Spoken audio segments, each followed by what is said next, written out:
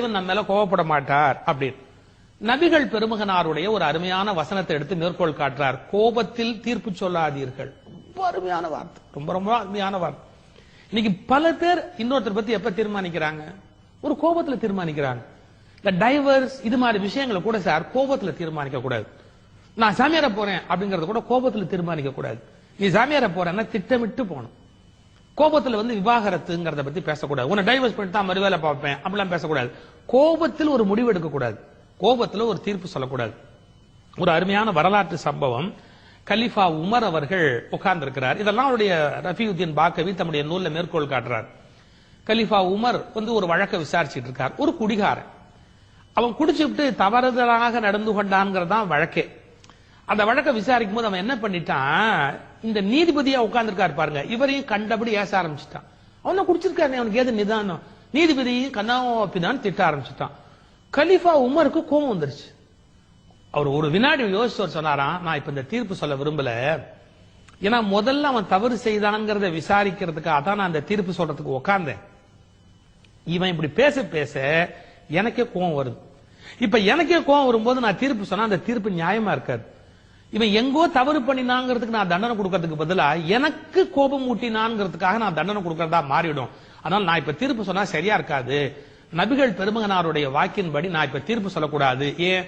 கோபத்தில் தீர்ப்பு சொல்லாதீர்கள். ரொம்ப அருமையான வார்த்தை. இன்னைக்கு மிகப்பெரிய பிரச்சனையே குடும்பங்கள்ல, உறவுகள்ல, பல இயக்கங்கள்ல எல்லா பிரச்சனையும் என்னன்னா தீர்ப்பு எப்ப சொல்றாங்கன்னா கோபத்துல சொல்லிடுறாங்க. ஒரு கோபத்துல தீர்ப்பு சொல்றாங்க. இனி உனக்கு எனக்கு உறவே கிடையாது. ஆமா தெரியும். இதுதான் கோபத்துல வர வார்த்தை. கோபத்தில் தீர்ப்பு சொல்லாதீர்கள். பாருங்க, ஏன் கோபத்துல என்ன கெடுதல்? நம்முடைய ரத்தத்துல ஒரு வகையான ஹார்மோன் சுரக்குதான். சிறுநீரகத்துக்கு மேல இருக்கிற அட்ரினல் இருக்கு இல்லையா, அதுல இருந்து புறப்படுற ஒரு நச்சு ஹார்மோன் ரத்தம் முழுக்க சேர்ந்து இதயத்தை படபட படபடன்னு துடிக்க வைக்குதான். துடிச்சா என்ன, துடிச்சிட்டு போகுது அப்படின்னா இதயம் பலவீனமா போகுது. நம்ம இதயத்தை நாமளே பலவீனமாக்கலாமா?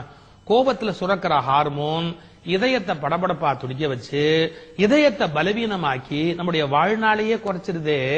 சினத்தை பொருள் என்று கொண்டவன் கேடு, நிலத்தரைந்தான் கைப்பிழையாதற்று திருவள்ளுவர் எழுதியிருக்கிறாரு.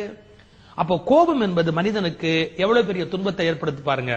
நபிகள் பெருமகனார் ஒரு யோசனை சொல்றாரா, நிற்கிற போது உங்களுக்கு கோபம் வந்தால் உட்கார்ந்து கொள்ளுங்கள், உட்கார்ந்து இருக்கிற போது உங்களுக்கு கோபம் வந்தால் படுத்துக் கொள்ளுங்கள்.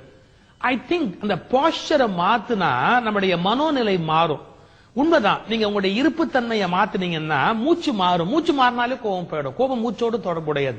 நிற்கிற போது கோபம் வந்தால் உட்கார்ந்து கொள்ளுங்கள், உட்கார்ந்து இருக்கும் போது கோபம் வந்தால் படுத்துக் கொள்ளுங்கள். நபிகள் பெருமகனாருடைய ஒரு நல்ல யோசனை. இதையெல்லாம் அந்த நூல்ல அவர் மேற்கோள் காட்டுறார். எல்லாத்த விட அழகான ஒரு செய்தி பிளாட்டோ சொன்ன செய்தி, இறைவன் நம்மை எப்போதும் கண்காணித்துக் கொண்டிருக்கிறான் என்று நினைத்தால் கோபம் வராது. எப்படி தெரியுங்களா? இப்ப நம்மளை விட மேலதிகாரி நிக்கும் போது நம்மளை விட கீழான ஆள் மேல் நம்ம கோபப்படுவோமா? நம்ம பாஸ் நம்மளை பாத்துக்கிட்டு இருக்கிற போது நாம நமக்கு கீழே இருக்கிற கோபப்பட்டு ஏதாவது பேசுவோமா? பேச மாட்டோம். ஏன்? நமக்கு மேல ஒருத்தன் பாத்துக்கிட்டு இருக்கிறான் அப்படிங்கிற போது கொஞ்சம் எச்சரிக்கையா நடப்போம். நம்ம கோபத்தையே கடுஞ்சொல்லையே காட்ட மாட்டோம். இதை ஒன்ன புரிஞ்சுக்கிட்டா போறோம். இறைவன் நம்ம எப்போதும் கண்காணித்துக் கொண்டிருக்கிறான் என்பதை புரிந்து கொண்டு விட்டால் நாம் பிறர் மீது கோபப்பட மாட்டோம். கோபத்தை பற்றிய மறுபரிசீலனை அவசியம். கோபம் மயக்கத்தால் வருகிறது. அது ஒரு போதை.